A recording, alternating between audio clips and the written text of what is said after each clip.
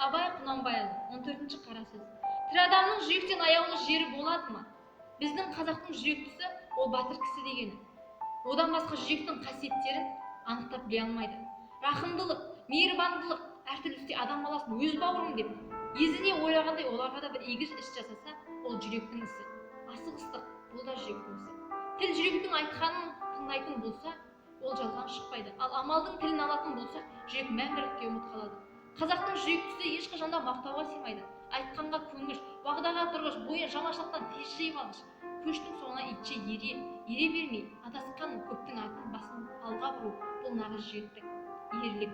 Біздің қазақтың айтып жүргені нағыз жігіт батыры, ол жай ғана жүректі батыр емес, ол қасқыр жүректі деген сөз. Қазақ адам баласы ғой, көбісі ақылсыздығынан азбайды. Ақыл тыңдайтын, сөзін ұғып аларлық, жігер, қайрат, оны байлайтын жоқтығынан азады. Білімді адам да өзінің үйренгенін арсыздығынан жояды. Жаманшылыққа бір елігіп кеткен соң біздің қазақ ешқашан бойын жиып ала алмайды.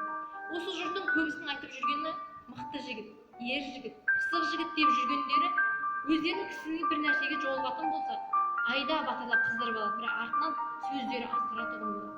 Әйтпесе Құдайға терістіктен, ар-ұятқа терістіктен сілкініп бойын жинап ала алмаған адам, ол нағыз дос емес. Өз бойын бір тексермей кеткен кісі тәуір жігіт емес, ол әуелі адам өзі.